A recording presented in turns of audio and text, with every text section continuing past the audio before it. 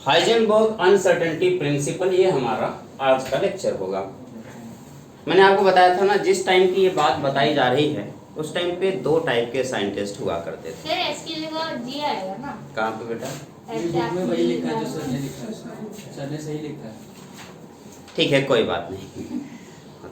Heisenberg uncertainty principle में देखो, इनके नाम पे मत जाओ, नाम की स्पेलिंग पे मत जाओ। ये फॉरेन राइटर हैं और ये फॉरेनर हैं, तो इन लोगों के नाम में कुछ साइलेंट वर्ड होंगे, कुछ चीज़ें एक्स्ट्रा होंगी। ठीक है, हमारा और आपका प्रोनाउंसिएशन अलग है, इनका अलग है। ठीक, तो हाइजेनबर्ग अनसर्टेनिटी प्रिंसिपल में मैं आपको बताऊं कि उस टाइम पे दो टाइप के साइंटिस्ट हुआ करते थे। एक जो सर्टेनिटी पर बिलीव करते थे और दूसरे अनसर्टेनिटी पर बिलीव करते थे।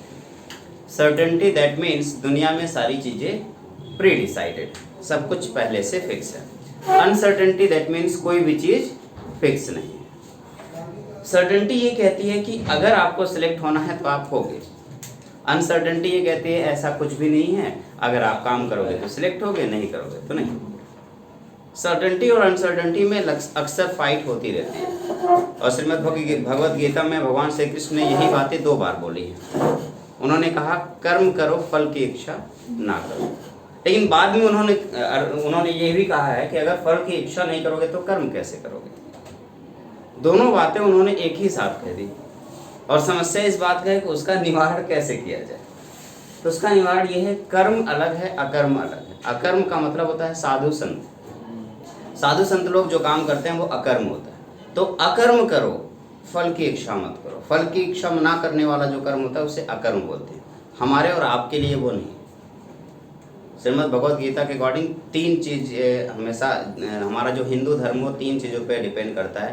पहला है कर्म, दूसरा है अकर्म और तीसरा है विकर्म। कर्म का मतलब होता है आप जो भी कर रहे हो फ्यूचर सोच के कि हमें ये इसके बदले ये मिलेगा, वो कर्म है। अगर आप कोई नेगेटिव सोच के साथ कर रहे हो कि मैं इसके साथ ये करूँगा तो इसका ये हो जाएगा, ये विकर्म है। और अगर आप किसी की मदद करते हो और ये उम्मीद नहीं करते हो कि उसके बदले में आपको कुछ मिलेगा, ये अकर्म है। तो साधु संत लोग क्या करते हैं? अकर्म करते हैं। हम और आप क्या करेंगे? कर्म। और अच्छे कर्म का अच्छा फल, बुरे कर्म का बुरा फल, है ना? ठीक है, बुरे कर्म का बुरा नतीजा। क्यों भाई चाचा? हाँ भतीजा। हाइजेनबर्ग ने यही कुछ कहा कि उन्होंने कहा कि चलो बोहर की मॉडल के बारे में डिस्कशन करते हैं। बोहर ने कहा कि इलेक्ट्रॉन न्यूक्लियस के एक पर्टिकुलर डिस्टेंस पे, यानी कि एक रेडियस पे, इस वेलोसिटी के साथ मूव कर रहा होगा। और अगर वो वेलोसिटी के साथ मूव कर रहा है और उसका मास है 110% उसका मोमेंटम भी होगा। क्लियर है ना? अब समस्या इस बात का है कि हाइजेनबर्ग ने कहा कि एक माइक्रो लेवल की पार्टिकल की आप बात कर रहे हो और आप ये भी बता रहे हो एक ही टाइम पे, आप ये भी बता दे रहे हो कि इसकी पोजीशन क्या होगी और उसी टाइम पे आप ये भी बता दे रहे हो कि उसकी मोमेंटम क्या होगी। ये कभी भी पॉसिबल नहीं है। क्लियर है ना? इसको उन्होंने ऐसे कुछ समझाया। आप चाहे पहले इसका डेफिनेशन लिख लीजिए। We can not predict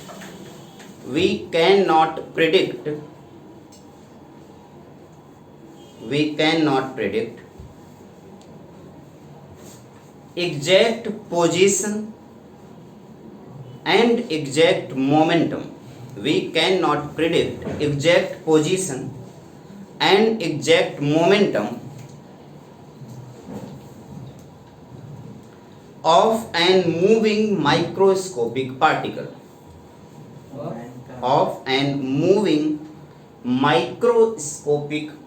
microscopic मतलब बहुत छोटा particle. Of an moving microscopic particle simultaneously particle क्या की?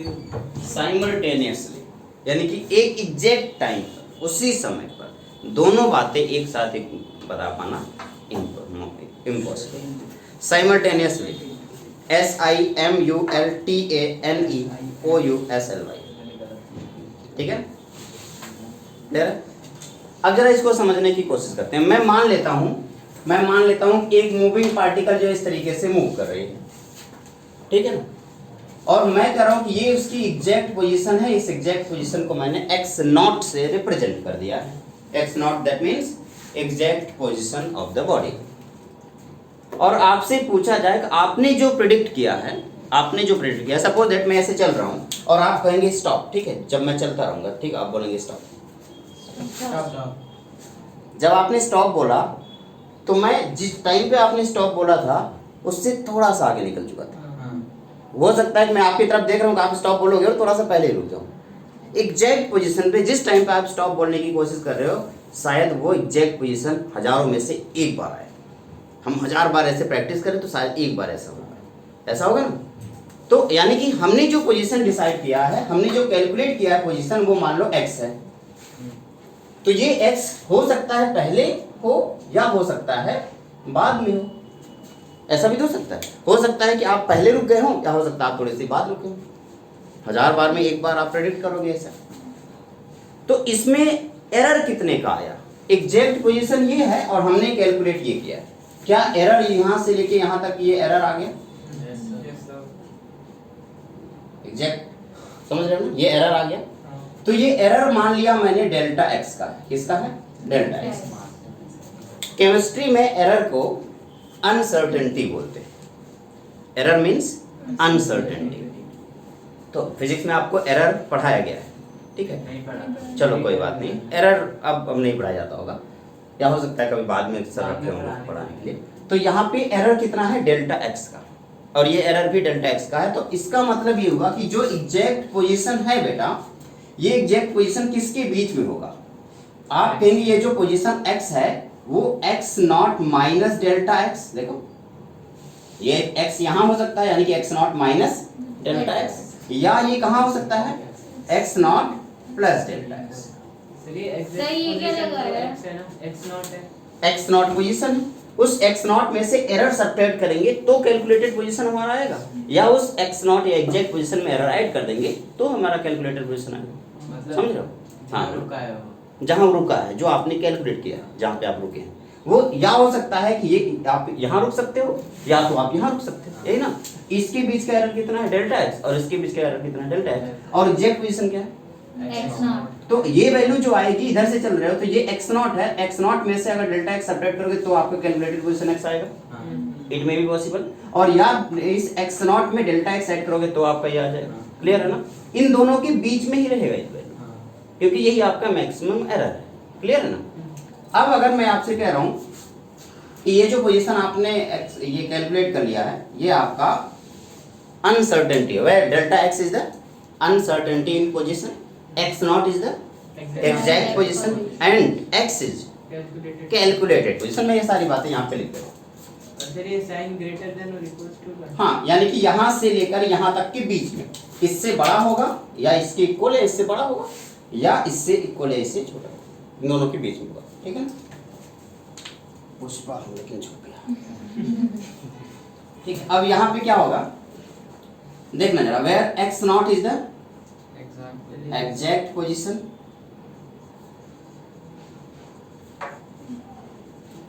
ओके, एंड डेल्टा एक्स बेटा क्या है?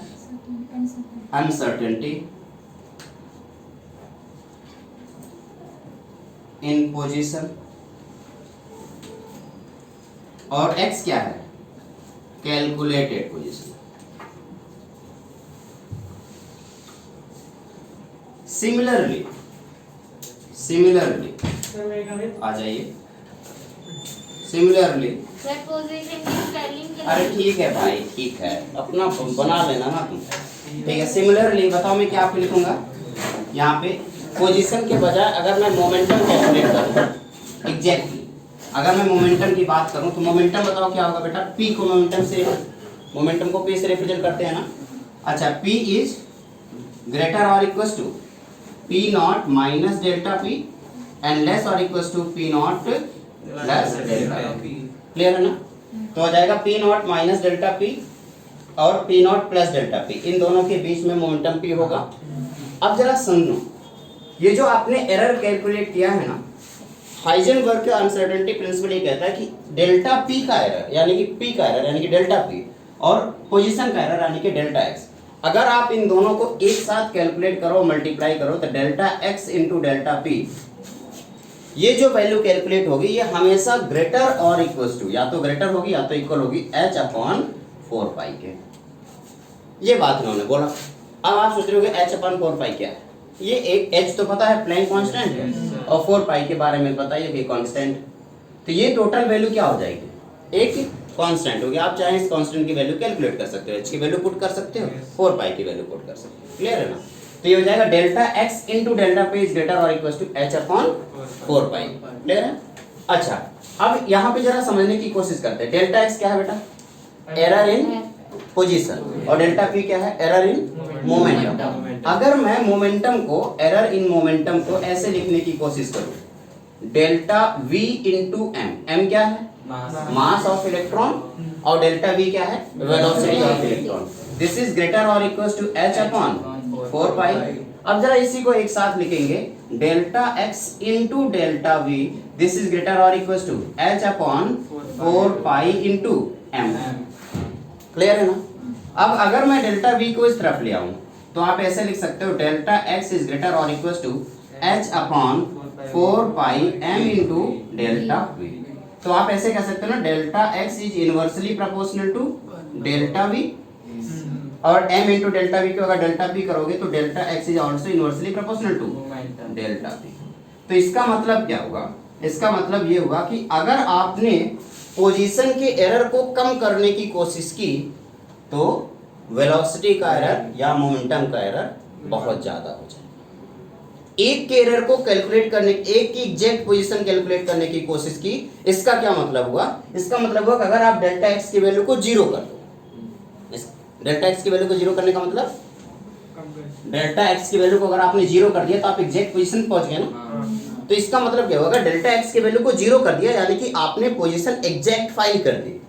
बट जब आप पोजीशन को एग्जैक्ट फाइंड कर रहे हो उस टाइम पे डेल्टा v की वैल्यू क्या हो जाएगी? बढ़ जाएगी, इनफाइनाइट हो जाएगी, है ना? क्लियर है? इनफाइनाइट कैसे? अगर आप इसे delta x equal to delta v है तो डेल्टा v को अगर यहाँ पे डेल्टा x को यहाँ रखोगे तो 1/0 की वैल्यू क्या आ जाएगी? इनफाइनाइट। Not defined. अरे कोई बात नहीं, अगर मैंने इसको डेल्टा x रखकर डेल्टा v कर दिया तो इसकी वैल्यू जीरो करेंगे तो क्या हो जाएगा?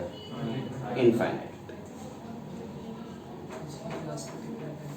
ठीक है ना? तो अब ये हुआ कि यहाँ पे आप किसी एक की पोजीशन कैलकुलेट कर सकते हो। बट प्रॉब्लम इस बात की है कि बोहर ने क्या बोल दिया? बोहर ने ये बता दिया कि भैया न्यूक्लियस है और न्यूक्लियस की एक पर्टिकुलर डिस्टेंस पे, ये न्यूक्लियस है, इस पर्टिकुलर डिस्टेंस पे एक इलेक्ट्रॉन चल रहा है जिसकी पोजीशन उन्होंने एग्जैक्ट बता दिया, यानी कि रेडियस बता दी, और साथ ही साथ उन्होंने ये भी बता दिया कि ये किस वेलोसिटी से चलेगा। क्या ये पॉसिबल है? एक इलेक्ट्रॉन की बात कर रहे हो, माइक्रोस्कोपिक पार्टिकल जिसको वैसे भी देखा नहीं जा सकता, उसकी एग्जैक्ट पोजीशन, एग्जैक्ट मोमेंटम एक साथ आप कैसे बता सकते हो? क्या ये पॉसिबल है?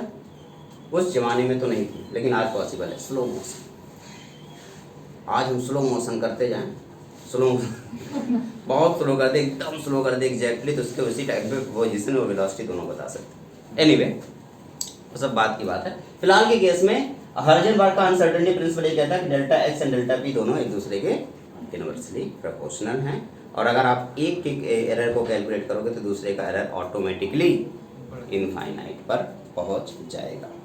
अगर जीरो की जगह कुछ और वैल्यू होती है तो दोनों कर सकते हैं। क्या बेटा?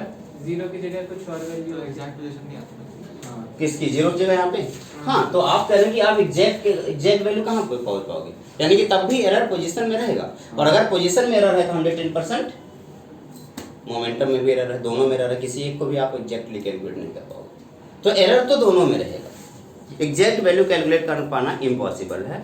यानी कि आप एक पर्टिकुलर एरर बता रहे हो, आप ये कह रहे हो कि इलेक्ट्रॉन यहाँ पे है, नहीं, मैं मानता हूँ कि इलेक्ट्रॉन यहाँ से लेके यहाँ तक के इन दोनों के बीच में होगा, एरर होगा कुछ ना कुछ। इसी एरर को आगे आप पता करोगे, अरे यार ये बात उन्होंने बिल्कुल सही बोली थी, सच में इलेक्ट्रॉन यहाँ से लेके यहाँ तक के बीच में कहीं भी हो सकता है। फिलहाल के लिए ये हाइजेनबर्ग अनसर्टेनिटी प्रिंसिपल है। इसकी एग्जैक्ट वैल्यू यहाँ पे बुक में दिया हुआ है 0.527 × 10⁻34। आप चाहे जिसकी वैल्यू कैलकुलेट कर सकते हो, h/4 पाई की वैल्यू आप चाहो तो कैलकुलेट कर सकते हो, बट अगर आप नहीं कैलकुलेट करना चाहते तो एग्जैक्ट वैल्यू याद रखना, h/4 पाई, h की वैल्यू आपको पता ही, पाई की वैल्यू आपको पता ही है, 4 की वैल्यू आपको पता ही, तो 4 ही है ना। तो आप मल्टीप्लाई करके चाहो तो इसकी वैल्यू आप कैलकुलेट कर सकते हो, अदरवाइज आप डायरेक्ट याद रखना 0.5 0.527 into 10⁻⁻34 joule second. Joule second, ये आप एग्जैक्टली इसकी वैल्यू लगा। वैसे जरूरत नहीं पड़ेगी इसकी, ठीक है। आप इसे अपनी कॉपी में जल्दी से नोट कर लो। बेटा मैंने स्पेलिंग ठीक कर दी, ठीक है। नहीं, ऊपर वाले की नहीं की। गलतफहमी होती है। जैसे हाइजेनबर्ग अनसर्टेनिटी प्रिंसिपल ये मेनली ये कहना चाहता है कि आप कभी भी दो काम एक साथ मत करो। जैसे आप सोच रहे हो हम गाना भी सुनते रहें, पढ़ते भी रहें, बड़ा मजा आएगा। हम पढ़ भी लेंगे, या तो आप गाना सुन लोगे या तो आप पढ़ लोगे। दोनों काम एक साथ करने की कोशिश करोगे तो ना तो ढंग से गाना सुन पाओगे और ना ही ढंग से पढ़ाई हो पाएगी। लेकिन कुछ लोगों को लगता है कि गाना सुनते हुए पढ़ने में बड़ा मजा आता है। ऐसा नहीं, आप लिख सकते हो गाना सुनते हुए, पढ़ नहीं सकते। पढ़ना, जब आप पढ़ रहे होगे तो आपके आसपास शोर थोड़ा सा भी नॉइज पॉल्यूशन होगा तो भी आपको डिस्टर्बेंस क्रिएट होगा। अरे यार ये क्या हो रहा है, क्योंकि ब्रेन क्या काम क्या है, ब्रेन का काम है इधर उधर भागना। वो भागेगा, आपको उसे पकड़ करके बैठाना है। अच्छा, मेरा एक दोस्त था, वो क्या कहता था, वो बगल में म्यूजिक चलाता था और पढ़ता था, मुझे डिस्टर्बेंस क्रिएट होता था। मैं उसे जाता था, बोलता भाई म्यूजिक मत चला। तो उसने कहा ठीक है भाई, वो स्लो कर लेता था। अब डिस्टर्बेंस और ज़्यादा बढ़ जाती थी। कौन सा गाना चल रहा है, दिमाग को धोत जाता है, कौन सा गाना चल रहा है। पहले तो शोर ज़्यादा लाउड आवाज़ आता था तो भाई गाना क्लियर सुनाई देता था, ब्रेन को ज़्यादा काम करने की जरूरत नहीं होती थी।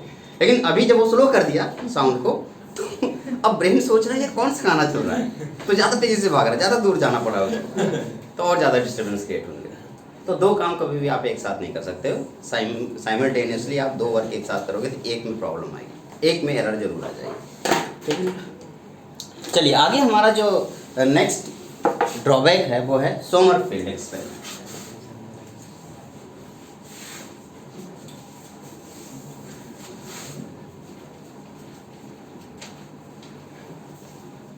सोमरफेल्ड एक्सपेरिमेंट को समझने की कोशिश करें। और देखो सोमरफेल्ड एक्सपेरिमेंट क्या है। अच्छा याद करो, जरा याद करते हैं। जब मैं बोहर के थियरी के बारे में बात किया था और मैंने बोला था बोहर के पोस्टुलेट पढ़ाने से पहले मैंने बोहर का एक एक्सपेरिमेंट कराया था, क्या किसी को याद? हाइड्रोजन गैस वाला। मैंने एक हाइड्रोजन लैंप लिया था और उससे निकलने वाली लाइट को एक प्रिज्म से पास कराया। जिस टाइम में बोहर ने एक्सपेरिमेंट किया था उस टाइम पे हमारे पास HD क्वालिटी का इलेक्ट्रॉन माइक्रोस्कोप है। जैसे पहले क्या होता कि आप फोटो खींचते थे, फोटो ब्लर आती थी। अभी फोटो खींचते हो तो एकदम जूम करके आप चेहरे के पिंपल्स देख सकते हैं, एग्जैक्ट क्लियर आता है। बस स्नैपचैट से वो जो होता है ना, वो फिल्टर जो होता है, फिल्टर ना लगाया गया। तो HD क्वालिटी की उस टाइम पे डिवाइसेस नहीं थी जिस टाइम पे बोहर ने एक्सपेरिमेंट किया था। लेकिन सोमरफील्ड के एक्सपेरिमेंट के दौरान HD क्वालिटी के इलेक्ट्रॉन माइक्रोस्कोप बन चुके थे। अब उन्होंने लाइन स्पेक्ट्रम कैसे देखा, देखो ध्यान। पहले मैं बोहर के एक्सपेरिमेंट को वापस रिवाइज कराऊंगा, दिखा दे रहा हूँ, फिर जाकर तो सोमरफील्ड। ये प्रिज्म था, सेट बल्ब पहले बल्ब बना देता हूँ। ठीक, तो मैंने यहाँ पे बल्ब बना दिया, ठीक है, ये बल्ब है और इस बल्ब से एक लाइट निकल रही है जो किससे पास हो रही है, प्रिज्म से, ठीक है, ये है प्रिज्म। ओके, अब इस लाइट से निकलने के बाद आपने देखा था कुछ लाइन स्पेक्ट्रम्स, याद होगा आपने, इस तरीके से पहला लाइन स्पेक्ट्रम बहुत पतला सा बना था, दूसरा वाले की थिकनेस ज़्यादा थी, तीसरे की थिकनेस और ज़्यादा थी, चौथे की थिकनेस और ज़्यादा थी। जरा इसको समझते हैं। आप गूगल करते हो, एक जगह से दूसरी जगह जाने के लिए रास्ता ढूंढते हो, तो रास्ता एक लाइन ही दिखता है। लेकिन अगर उसको जूम करो जूम करो जूम करो तो पता चलेगा यार उसमें तो दो रास्ते हैं, एक जा रहा है और एक आ रहा है और बीच में डिवाइडर भी है। ऐसा होता है ना, तो कुछ ऐसे ही काम होता है।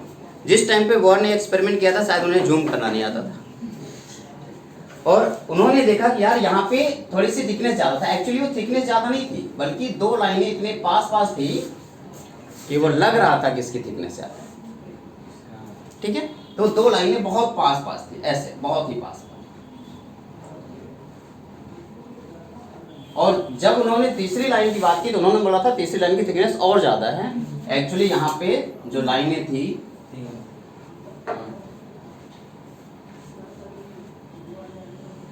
चार लाइन, ठीक है। पहले वाले में कितनी लाइनें मिली, दूसरे वाले में कितनी लाइनें मिली, दो। एक्चुअली चौथे वाले में 8 था। पहले वाले में एक लाइन है ना, तीसरे दूसरे वाले में एक्चुअली 3 लाइन थी और चौथे वाले में 4 लाइन। हर एक लाइन में ऐसे लिखा गया, एक एक बढ़ एक एक बढ़ गया। फिर नीचे एक और ये बस 4 ही थी। 4 ही थी। इसके ये एक्सपेरिमेंट फिर 4 के लिए किया गया ना, KLMN 4 सेल के लिए किया गया था। तो ये एक्सपेरिमेंट से इस तरीके से उन्हें लाइनें दिखी। तो सोमरफील्ड ने कहा इसका मतलब बहुत कहीं ना कहीं गलत है। क्या गलती उन्होंने की कि इलेक्ट्रॉन सेल के अंदर रहता है। नहीं, सेल के अंदर नहीं रहता। सेल के अंदर कहीं ना कहीं सब सेल होगा, उसके अंदर इलेक्ट्रॉन रहता है। इस तरीके से उन्होंने एक नई प्रोडक्शन की। उन्होंने कहा फर्स्ट सेल में एक सबसेल है जिसको उन्होंने नाम दिया S। सेकेंड सेल में 2 सबसेल होंगे, एक तो S लिखेंगे और दूसरे को हम P बोलेंगे। थर्ड सेल में 3 सबसेल होंगे, तीसरे में एक को S लिखेंगे, फिर एक P होगा और एक D होगा। इसी तरीके से फोर्थ सेल में 4S, 4P, 4D and 4F होगा। यहाँ पे उन्होंने सबसेल बताया। उन्होंने कहा सेल के अंदर इलेक्ट्रॉन नहीं रहते बल्कि सबसेल के अंदर इलेक्ट्रॉन रहते हैं। फर्स्ट सेल के अंदर एक सबसेल होता है जिसे हम S सबसेल बोलते हैं, जबकि सेकेंड सेल के अंदर 2 सबसेल होते हैं, S एंड P सबसेल होता है। अगर हम थर्ड सेल की बात करेंगे तो थर्ड सेल के अंदर S, P and D 3 subshell होंगे। इसी तरीके से अगर मैं फोर्थ सेल की बात करूं तो फोर्थ सेल में S, P, D and F 4 subshell. उन्होंने कहा अगर मैं बोर ने एक 5वां सेल डिस्कवर किया होता, 5वां सेल डिस्कवर किया हुआ था तो उसमें 5 सबसेल होते। कौन कौन से? S, P, D, F, G। अगर उसके बाद और ज्यादा डिस्कवर हुआ होता तो शायद S, P, D, F, G, H ऐसे बढ़ता चला जाता। ठीक है, तो उन्होंने कहा कि जितने जो जिस सेल की आप बात करोगे, फर्स्ट सेल में 1 सबसेल, सेकंड सेल में 2 सबसेल, थर्ड सेल में 3 सबसेल, फोर्थ सेल में 4 सबसेल, ऐसे कुछ क्लियर दिख रहा होगा। S मीन्स शार्प, S का उन्होंने नाम रखा है शार्प। शार्प की वजह से बताया, आराम से बेटा शार्प। और P मीन्स होता है principal, D means diffused, F means fundamental।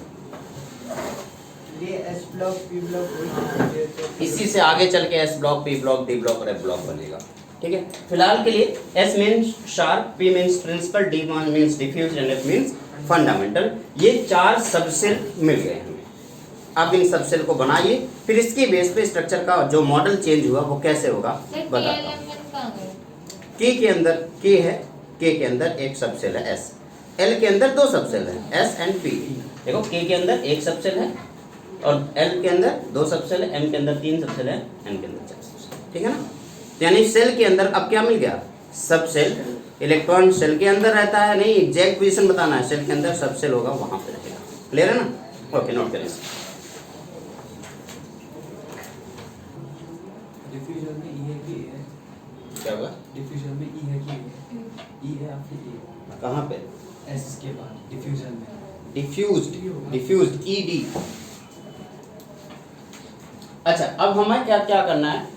जैसे कि ये सारी चीजें हो गई, उसके बाद ये हुआ कि चलो बोर ने जो अपनी थियरी दी थी उसमें न्यूक्लियस के चारों तरफ एक सेल था, इसमें कैसा होगा?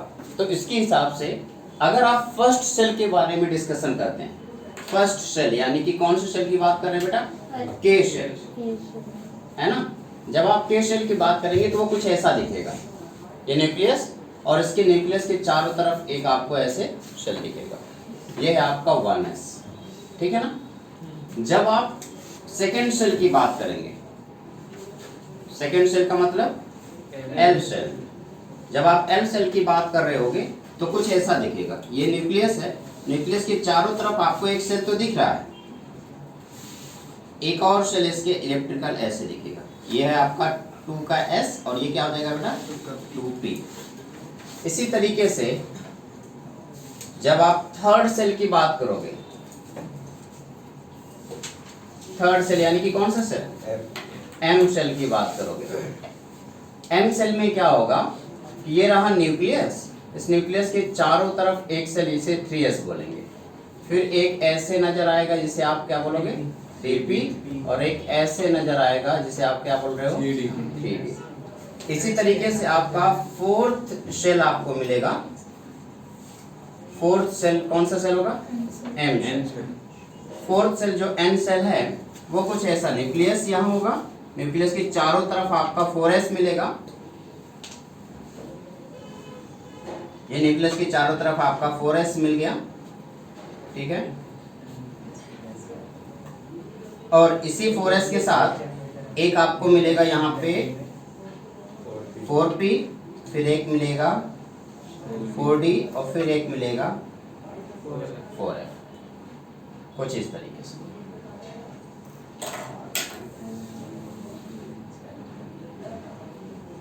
ये हो गया आपका 4s, 4p, 4d, क्लियर है ना।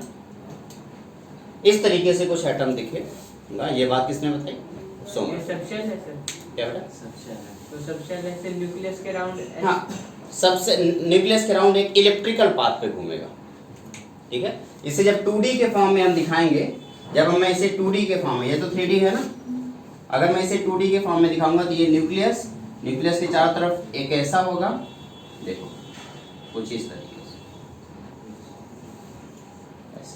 2D के फॉर्म, के अंदर ही चल रहा है, और फिर वो एक और थी KLMN, उसके अंदर फिर ये सारी, हाँ, के है, पहले एटम है, एटम के अंदर एक के सेल होगा, के सेल के अंदर एक सबसेल अकेला है, लेकिन जब आएगा के, उसके के बाद दूसरा एक आएगा सेल, एल सेल, उस एल सेल के अंदर आपको ये मिलेगा, ये इस टाइप का कुछ, और एल सेल आएगा, एल सेल के बाद एम सेल आएगा, एम सेल के अंदर ये मिलेगा, एन के अंदर आपको ये मिलेगा, तो ये KLMN के अंदर आपको ये मिलेगा, नजर आया, ठीक है ना, कोई दिक्कत है।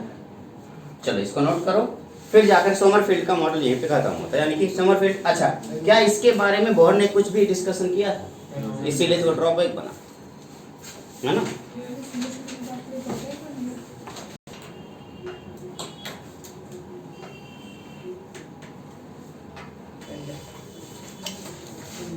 नेक्स्ट ड्रॉबैक कौन सा था, जीमैन एंड स्टार्क इफेक्ट, ठीक है ना। देखना जरा ध्यान से देखना बेटा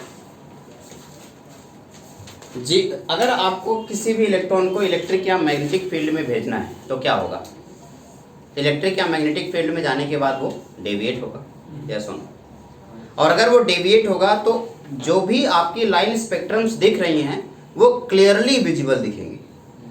हो सकता है कि जो अभी सोमरफील्ड ने मॉडल देखा है, हो सकता है उसमें भी कोई वेरिएशन, इस बात को लेकर के जीमैन और स्टार्क ने अपना एक्सपेरिमेंट किया।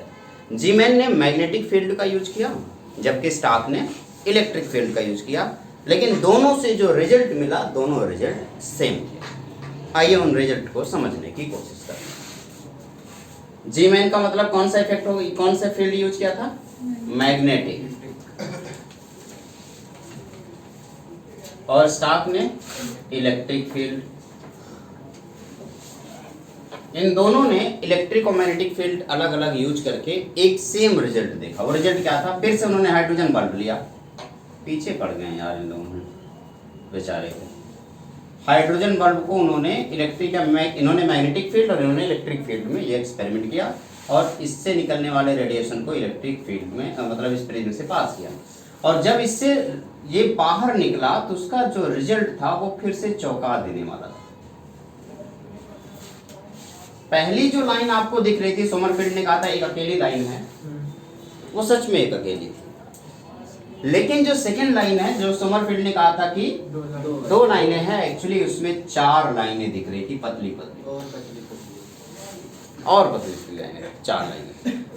और जब बात इसकी आई तो इसमें 9 लाइन्स थी।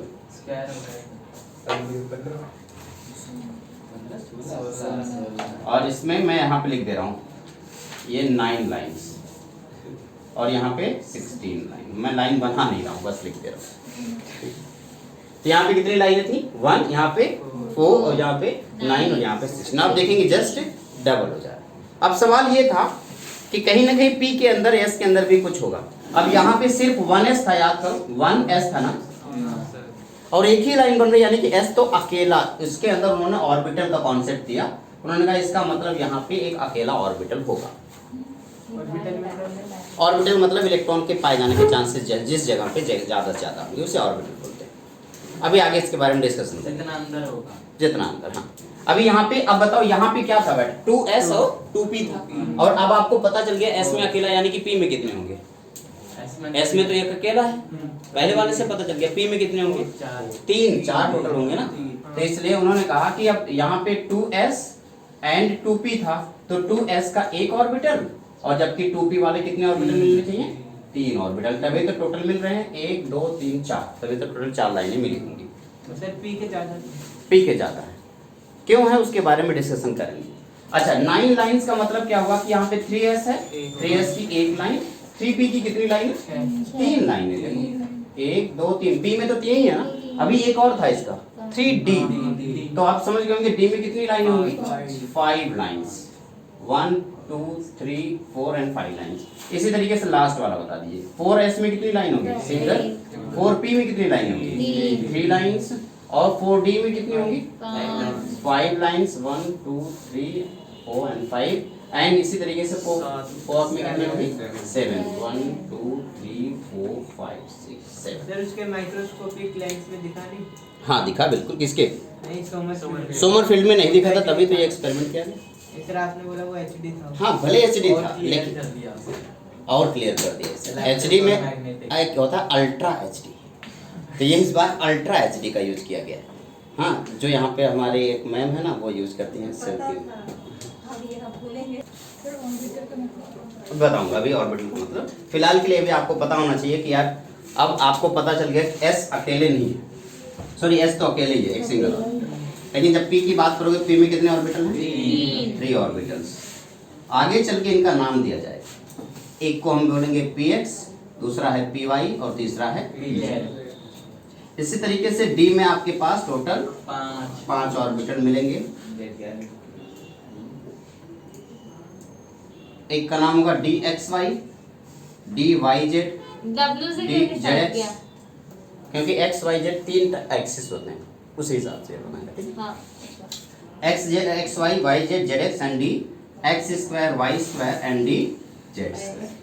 इसी तरीके से F बहुत ही ज़्यादा, F क्या होता है, फंडामेंटल, बहुत ही ज़्यादा कॉम्प्लेक्स होता है। इसका नाम मैं ये अभी बता दूंगा तो आप कंफ्यूज हो जाओगे और इतना परेशान हो जाओगे कि आप कहोगे छोड़ो हटाओ इसे, फेंक दो इन सब चीज़ों को। इसलिए मैं इसका नाम बताऊंगा ही, बस आपको इतना याद रखना होगा कि इसमें टोटल कितने होंगे, 7 होंगे, ठीक है ना।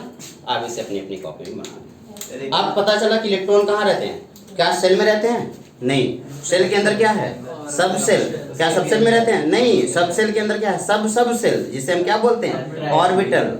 उस ऑर्बिटल के अंदर इलेक्ट्रॉन रहते हैं, पता नहीं यहाँ रहते हैं या कुछ और नजर आएगा, इसके बारे में और भी कुछ है बताऊंगा, पहले इसे बताऊंगा मतलब है। सर एक बार एक फंडामेंटल। तो ये ड्रॉबैक्स थे किसके, बोर। तो बोर के एटॉमिक थ्योरीज के हमने ड्रॉबैक्स अच्छे से सीख लिए। अब हमारा सबसे लास्ट एटॉमिक मॉडल आएगा जिसे हम क्वांटम मैकेनिकल मॉडल के नाम से जानेंगे। सर 2 ड्रॉबैक्स होती है, कौन कौन से, 3D मॉडल और हाँ 3D मॉडल। देखो जो बोर ने बताया था वो सिर्फ 2 डायमेंशनल मॉडल था, यानी कि उसमें जो सेल थे वो एक सर्कुलर पाथ पे मूव करते रहते हैं। बट एटम तो प्लेनर होता नहीं है, वो तो 2D होता नहीं, वो तो 3D होता है। इसके बारे में डिस्कशन करेंगे हम इसके चौथे चैप्टर में, केमिकल बॉन्डिंग में। 3D मॉलिक्यूल के बारे में और एटम के 3D मॉडल के बारे में हम उसमें डिस्कस।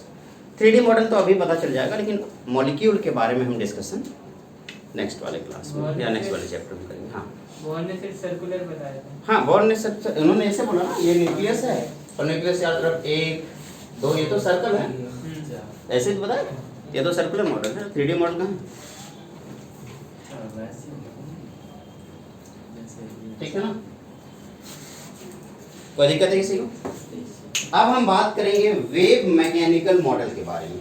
सबसे आखिरी मॉडल है और सबसे खतरनाक मॉडल। हेडिंग डालेंगे वेव मैकेनिकल मॉडल। आप इसे क्वांटम मैकेनिकल मॉडल के नाम से भी जान सकते हैं। हाँ बेटा ठीक है। हेडिंग डालेंगे आप लोग वेव मैकेनिकल मॉडल, या आप इसे बोल सकते हैं क्वांटम मैकेनिकल मॉडल, आपकी मर्जी है। आप चाहे क्वांटम मैकेनिकल मॉडल बोले, चाहे wave mechanical model.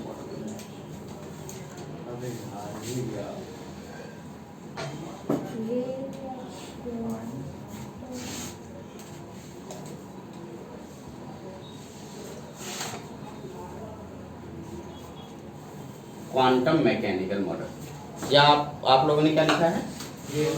Wave mechanical model. क्या वेव के बारे में पहले ही बताया जा चुका है? मेरे ख्याल से जब रेडिएशन पढ़ाया था वेव के बारे में, उसी टाइम पे क्लियर कर दिया था कि वेव क्या होता है ना? तो वेव के बारे में उस टाइम बता दिया गया था। क्वांटम मैकेनिकल मॉडल पढ़ने से पहले क्वांटम मैकेनिक्स का थोड़ा सा इंट्रोडक्शन, ज़्यादा नहीं, क्योंकि हमारे सिलेबस में ज़्यादा नहीं। क्वांटम तो बहुत छोटी चीज़ है। ये वही क्वांटम है जिससे टाइम ट्रेवल किया जा सकता है। ये वही क्वांटम है जिसे आप लोग मार्वल की मूवी में देखे होंगे, छोटे होकर के एक जगह से दूसरी जगह चले, एंटमैन कहीं और किसी और टाइम में चला जाता है, किसी और लोक में, किसी और दुनिया में। ये वही क्वांटम मैकेनिकल मॉडल है। बट इसके बारे में इतना डिटेल जानने की हमें केमिस्ट्री में ज़रूरत है। इसमें बस थोड़ा छोटा सा क्वांटम मैकेनिक्स है, उस क्वांटम मैकेनिक्स को समझने की कोशिश करते हैं। लेकिन क्वांटम मैकेनिक्स समझने से पहले आप लोगों का एक छोटा सा क्वेश्चन था, व्हाट इज ऑर्बिटल, है ना? पहले वो क्लियर कर लेते हैं। हेडिंग डालेंगे इसी में ऑर्बिटल।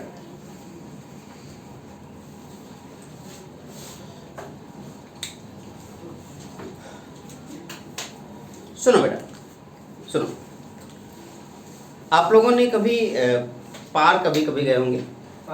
पार्क में घूमने गए होंगे।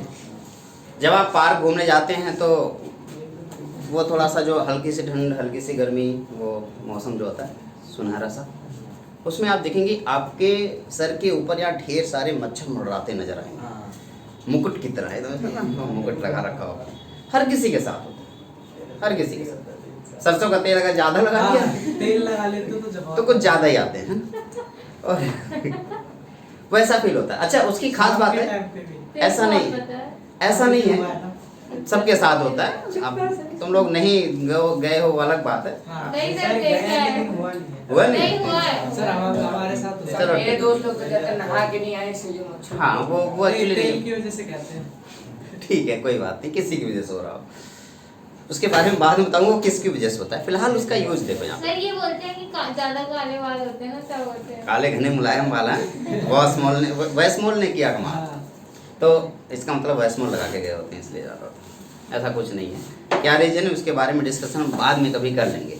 फिलहाल के लिए आप उसकी खास बात देखो। आप जिधर जाओगे वो आपके साथ साथ जाएंगे। अगर आपने अपने सर को ऐसे कर लिया तो वो इधर आ जाएंगे, अपने सर को इधर कर लिया तो ये इधर आ जाएंगे। वो पास में ही रहेंगे, लेकिन वो आपको नुकसान भी नहीं पहुंचाते, आपको काटते भी नहीं है। वो बस आपके एक पर्टिकुलर डिस्टेंस पे यहाँ पे ऐसे डांस करते रहते हैं। क्लाउड, उसे इलेक्ट्रॉन क्लाउड बोल सकते हो। अगर एक मच्छर को एक इलेक्ट्रॉन माने तो मच्छर का क्लाउड, मच्छरों का क्लाउड होता है ना इकट्ठा। अगर उस हर एक मच्छर को एक इलेक्ट्रॉन समझ के चले तो आपका इलेक्ट्रॉन क्लाउड उसी तरीके से नजर आएगा। वही है ऑर्बिटर, कुछ ऐसा ही दिखता है ऑर्बिटर। इसको समझने के लिए मेरे पास एक इलेक्ट्रॉन की फोटो को कैप्चर करने के लिए एक इलेक्ट्रॉन माइक्रोस्कोप है, और मैं हर एक नैनो सेकंड में इलेक्ट्रॉन की फ़ोटो क्लिक कर रहा हूँ। और ऐसे हजारों लाखों फ़ोटो क्लिक करने के बाद हर एक पोजीशन पे इलेक्ट्रॉन जहाँ दिखे उसको एक डॉट से रिप्रेजेंट करने वाला हूँ। जैसे आप लोगों ने कुछ दिन पहले अपने सोचा होगा कि लॉकडाउन में एक छोटे से बच्चे ने मून का इतनी सारी पिक्चर लेकर के, हजारों पिक्चर लेकर के उसको मिक्स करके एक क्लियर पिक्चर्स तैयार की थी मून की। बहुत ज़्यादा वायरल हुआ था वो। नासा ने भी उतनी क्लियर पिक्चर नहीं कभी कैप्चर की जितना उसने किया, तो उसका बहुत ज़्यादा नाम हुआ था। बाद में नासा ने उसे खरीद लिया पिक्चर को। तो यहाँ पे मैं अगर ऑर्बिटल के बारे में डिस्कशन करूँगा तो मैं बस इतना कह रहा हूँ कि आपके पास एक न्यूक्लियस होगा, ठीक है, और न्यूक्लियस के चारों तरफ इलेक्ट्रॉन होंगे। कहाँ होंगे क्या पता, लेकिन इलेक्ट्रॉन होंगे। आप बस एक इलेक्ट्रॉन माइक्रोस्कोप का यूज करो, फोटो कैप्चर करते जाओ फटाफट फटाफट। और जब आप फोटो ढेर सारी पे कैप्चर कर लोगे तो हर एक इलेक्ट्रॉन की फोटो, हर एक फोटो में उसकी पोजीशन दिखेगी। आप क्या करो कि हर एक पोजीशन को आप एक डॉट से रिप्रेजेंट कर दो। तो मैंने पहले वाले फोटो में एक पिक्चर, एक पोजीशन देख ली, मैंने एक डॉट लगा दिया। दूसरे वाले में फिर से मैंने एक पोजीशन देख ली, तीसरे वाले में फिर से पोजीशन देखी, चौथे वाले में फिर से देखी। तो इस तरीके से आपको इलेक्ट्रॉनों की पोजीशन दिखेगी और उस इलेक्ट्रॉनों की पोजीशन को आप डॉट से रिप्रेजेंट करते जाओ। अलग अलग इलेक्ट्रॉन एक ही इलेक्ट्रॉन, आप हाइड्रोजन की बात कर रहे हो, मतलब वो रिवॉल्व हो रहा है तो वो रिवॉल्व हो रहा है तो उसकी पोजीशन बदलती जाएगी ना। तो कुछ इस तरीके से आपको इलेक्ट्रॉनों की पोजीशन नजर आएगी।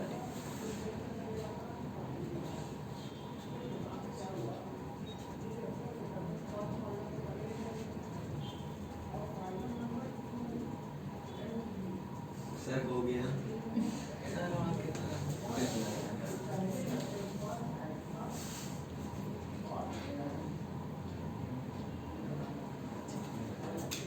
ये इलेक्ट्रॉनों की कुछ पोजीशन देखिए। अब इन डॉट्स में आप एक हाइपोथेटिकल लेयर तैयार कर दो जिसमें 98% डॉट या 95% डॉट कवर हो जाए। तो बताओ क्या मैं वो हाइपोथेटिकल लेयर ये कवर कर दूं इसे? इसमें 80% 90% डॉट कवर हो गई। इसको आप इलेक्ट्रॉन क्लाउड बोलते हो। ये क्या कहलाता है? इलेक्ट्रॉन। ठीक है, इस इलेक्ट्रॉन क्लाउड को ही एक ऑर्बिटल का नाम दिया जाता है। यही इलेक्ट्रॉन क्लाउड क्या है? ऑर्बिटल है। तो क्या है orbital? Orbital is a 3 dimensional space around nucleus. Orbital is a 3 dimensional space around nucleus where the maximum probability to finding an electron। लिखेंगे, एंड डालेंगे ऑर्बिटल और लिखेंगे a 3 dimensional space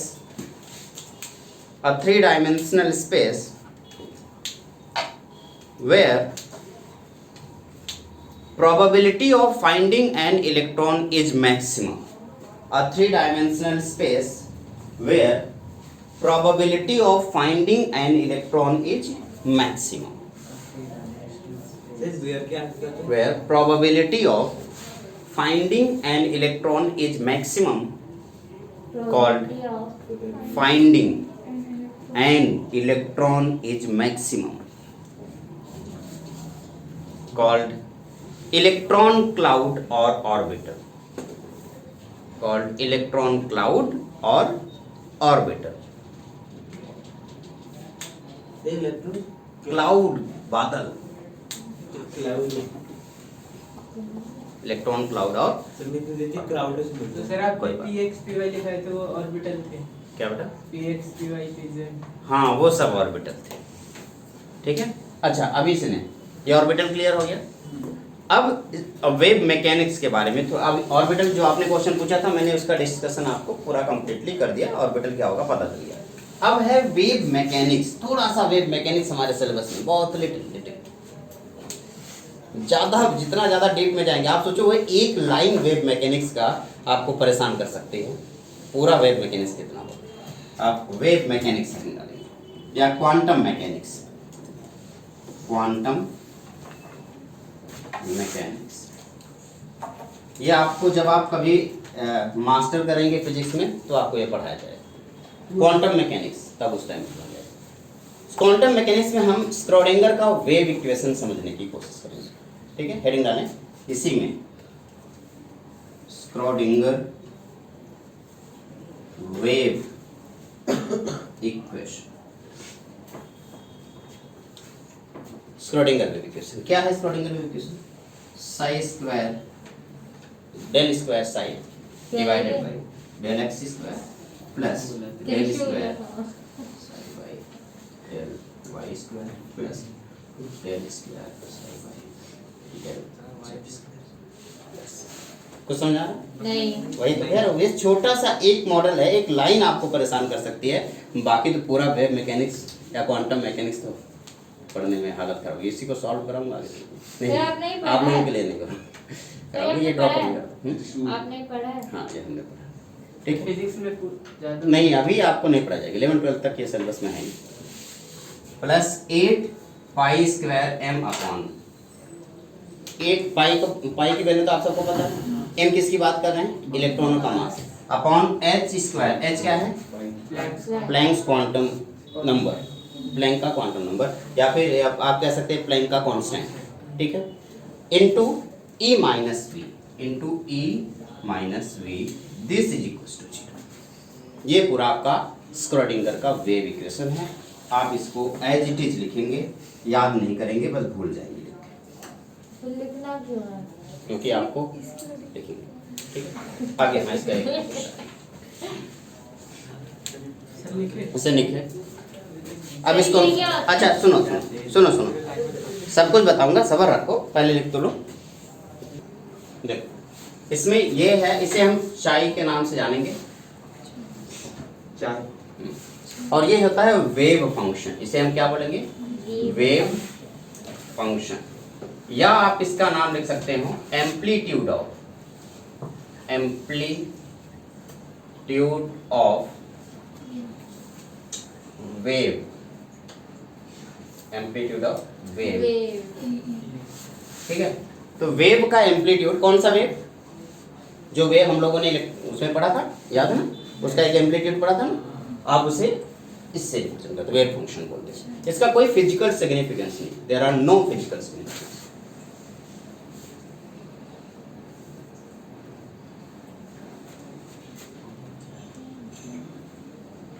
ठीक है। अब इधर देखो, अब आप सोच रहे हो ये क्या है? Del square psi by del x.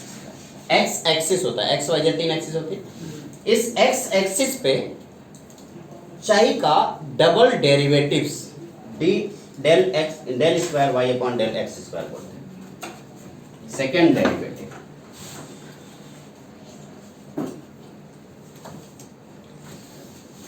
Of psi या wave function with respect to x. X axis के रिस्पेक्ट में सेकेंड डेरिवेटिव क्या कहलाएगा? Del square psi by del x square. अब आप समझ गए होंगे, del square psi by del y square क्या होगा? Second derivative of wave function with respect to y axis. अच्छा, इसी तरीके से del square psi by del z square, बताओ क्या होगा? Second derivatives of psi with respect to z axis. Clear है ना? अभी कुछ चीजें और बची हैं, क्या बची हैं? सेकेंड डेरिवेटिव आपको आप डिफरेंशिएशन पढ़ा है आप थोड़ा बहुत? पहला डिफरेंशिएट करोगे तो second first derivative, second time differentiate कर दोगे तो सेकेंड डेरिवेटिव। जैसे इसको मैं समझा देता हूँ। जैसे आपको पता है कि डिस्टेंस का फॉर्मूला क्या होता है, सॉरी स्पीड का फॉर्मूला क्या होता है? Speed equals to distance upon time. Speed को मैं v से रिप्रेजेंट कर रहा हूँ, आप कहते हैं ds बाई dt, ये था ना? तो आपने टाइम के रिस्पेक्ट में लेंथ को डिफरेंशिएट कर दिया तो ds बाई dt बना। इसी को सिंपली हम अगर इसको इससे भी छोटा डेरिवेटिव लेते हैं तो del s by del t, ठीक है ना? सेम ये चीज है। अब इसको फिर से डिफरेंशिएट कर दो तो जो बचा है v, यानी कि v को टाइम के रिस्पेक्ट में फिर से डिफरेंशिएट करो, क्या होगा? डेल v डेल स्क्वायर, अब इसको क्या बोलेंगे? Del v upon del t। क्या एक्सेलरेशन होता है ये? Yes sir. ये होता है एक्सेलरेशन। एक्सेलरेशन क्या होता है? dv by dt। क्लियर है ना? अब dv बाई dt को क्या, dv v की जगह पे आप क्या पुट करोगे? ds by dt। तो इसे आप सिंपली s के टर्म में लिखना चाहोगे तो d square s upon dt square लिखा जाएगा। यानी कि ये जो वैल्यू आपने पहली बार डेरिवेटिव दिया है उसी को एक बार फिर से डेरिवेटिव बना दो। पहली बार डिफरेंशिएट करो और इसको एक बार फिर से डिफरेंशिएट कर दो, ये सेकंड डिफरेंशिएशन। अब इसे हम डेल स्क्वायर के अपॉन डेल एक्स स्क्वायर का, ठीक है ना? कोई दिक्कत? अच्छा, अब हमें क्या करना, हमारे पास और कुछ चीजें बची हुई, जरा इसको समझते हैं। क्या क्या बचा हुआ है? m क्या है? Where m is the mass of electron.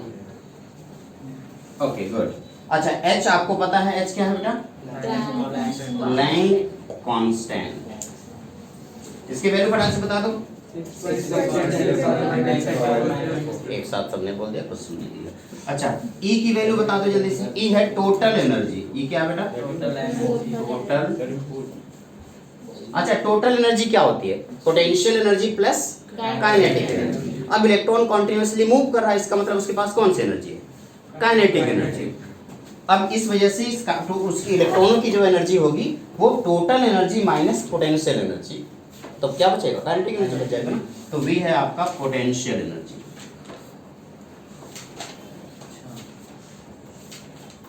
Clear है ना? ये है आपका वेव मैकेनिक्स, नोट करें इसको। ये कौन सा था? क्वांटम मैकेनिकल मॉडल अब शुरू होगा, लेकिन on solving Schrödinger wave equation, sir क्या लिखे? ऑन सॉल्विंग, कुछ है नहीं काम में। नहीं यही चल रहा है ना, इसी में नोट पॉइंट करेंगे और लिखेंगे आगे। On solving Schrödinger wave equation, जो वेव इक्वेशन अभी दिया था, लिखवाया था, उसी को सॉल्व करना था, लेकिन सॉल्व नहीं करा रहा हूँ, बस बोल दे रहा हूँ सॉल्व करने के बाद रिजल्ट क्या निकलेगा, ठीक है। On solving Schrödinger wave equation, result तो 0 लिखा हुआ है ना। नहीं वो इक्वेशन है, रिजल्ट नहीं, वो इक्वेशन है। On solving Schrödinger wave equation we get 3 quantum numbers. We get 3 quantum numbers. 3 quantum numbers. लिखेंगे पहला प्रिंसिपल क्वांटम नंबर, पहला होगा प्रिंसिपल क्वांटम नंबर,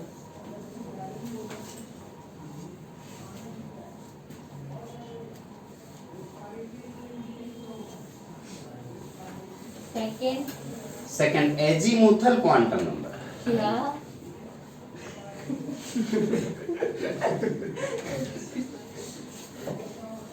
सर ये कोई साइंटिस्ट का नाम था। Third magnetic quantum number,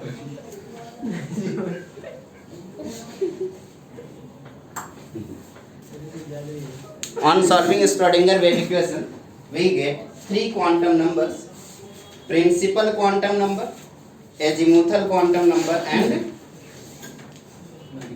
principal quantum number, azimuthal quantum number and magnetic quantum number. Sir इनकी वैल्यू भी है।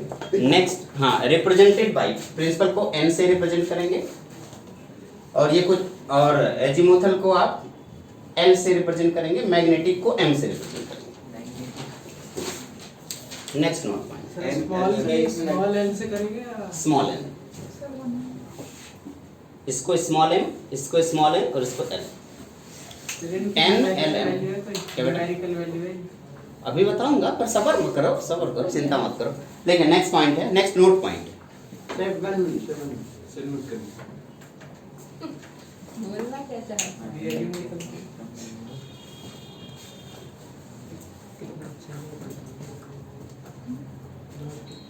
Next point, next note point, after some time we get another quantum number, we get another quantum number called spin quantum number, We get another quantum number called spin quantum number. Spin. So S से represent. After some time we get another quantum number called spin quantum number. Spin quantum number, इसको हम किससे represent कर रहे हैं? Small L. Small S. तो हमारे पास total कितने क्वांटम नंबर बेटा? लेकिन ये चारों क्वांटम नंबर स्क्रोडिंगर के वेव इक्वेशन से नहीं आएंगे, सिर्फ 3 क्वांटम नंबर स्क्रोडिंगर के वेव इक्वेशन से आइए। कुछ साल के बाद एक और क्वांटम नंबर डिस्कवर हुआ, जिसे हम स्पिन क्वांटम नंबर, कभी हो सकता है क्वेश्चन में आ जाए कि कौन सा क्वांटम नंबर स्क्रोडिंगर के वेव इक्वेशन से रिलेट नहीं करता, तो वो कौन सा होगा? Spin quantum number. ठीक है, आगे बढ़ते हैं। अब समस्या ये है कि आखिर ये क्वांटम नंबर्स होते क्या है? जो भी आपने क्वांटम नंबर डिस्कवर किया या फिर कैलकुलेट करके निकाला, या होता क्या? तो अगली हेडिंग होगी क्वांटम नंबर्स।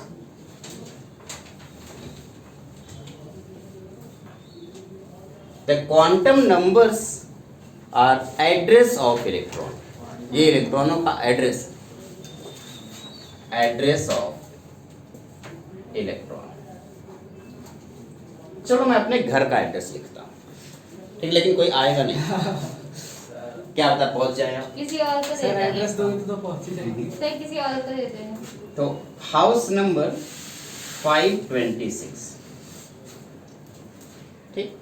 अच्छा की अब हाँ, ये हाउस नंबर 526 है। जगह अब हाँ भाई, सिर्फ हाउस नंबर से तो आप लोग नहीं पहुंच सर आप जाएंगे। वीडियो बना रहे हो आप सिर्फ हाउस नंबर से तो आप नहीं पहुंच पाओगे, क्योंकि बहुत सारी जगहों पे हाउस नंबर इतने होंगे। हाँ। आप यहाँ पे हो, जहाँ पे हो, यहाँ पे हाउस नंबर ही होगा। जैसे कि इस ऑफिस का एड्रेस है H81, हाउस नंबर 81, ठीक है। मैं ऑफिस का एड्रेस दे देता हूँ, ज़्यादा सही रहेगा। हाँ हाउस नंबर 81, ठीक है, ये ऑफिस का एड्रेस। अब 81 कहाँ का, तो आप बोलोगे south South extension, south extension, ठीक है। पार्ट 2 पार्ट 1 है ना, south x part 1, south x part 1, part 2 ये हो गया, ठीक है। दो चीजें मिल गई। अब ये जो साउथ एक्स पार्ट 1 है, ये कहाँ पर है, आप कहोगे बंगाली न्यू दिल्ली में। कहाँ पे है?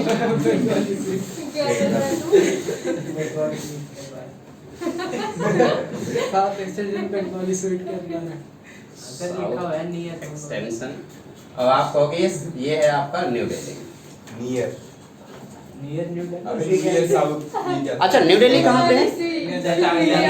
इंडिया। इंडिया इस वर्ड के किसी मैप पे होगा। ये आपने एड्रेस लिख दिया। चलो, अगर हमें प्रेरणा आना है, तो इंटरनेशनल है। तो प्रेरणा के लिए हमें पहुंचना है, तो सबसे पहले हमें इंडिया में लैंड करना होगा। जब तक हम इंडिया में नहीं पहुंचेंगे तब तक वहां तक नहीं पहुंचेंगे, ठीक है। न्यू दिल्ली ठीक, अभी होना क्या है देखना, हमने इंडिया में पहुंचे। अब इंडिया में तो बहुत सारे स्टेट होंगे, हमें किस स्टेट में जाना है? न्यू दिल्ली। अब न्यू दिल्ली में बहुत सारे अलग अलग डिस्ट्रिक्ट होंगे, हमें किस डिस्ट्रिक्ट में जाना है? South extension. अब साउथ में 2 पार्ट है, हमें किस में जाना है? पार्ट 1 में। अब पार्ट 1 में पहुंचने के बाद हम 81 पहुंच जाएंगे, और बड़े प्यार से हम पहुंच के हम तो प्रेरणा में पहुंच जाएंगे, ठीक है ना। इसी तरीके से अब आपको इलेक्ट्रॉन को ढूंढते हुए जाना है। आप मुझे ढूंढते हुए यहाँ पहुंचे ना, अगर आपको इलेक्ट्रॉन को ढूंढते हुए जाना है, तो आपको इलेक्ट्रॉन ढूंढते हुए सबसे पहले एटम के अंदर जाना होगा। कहाँ जाना होगा? आप कहोगे इलेक्ट्रॉन कहाँ पे है? एटम।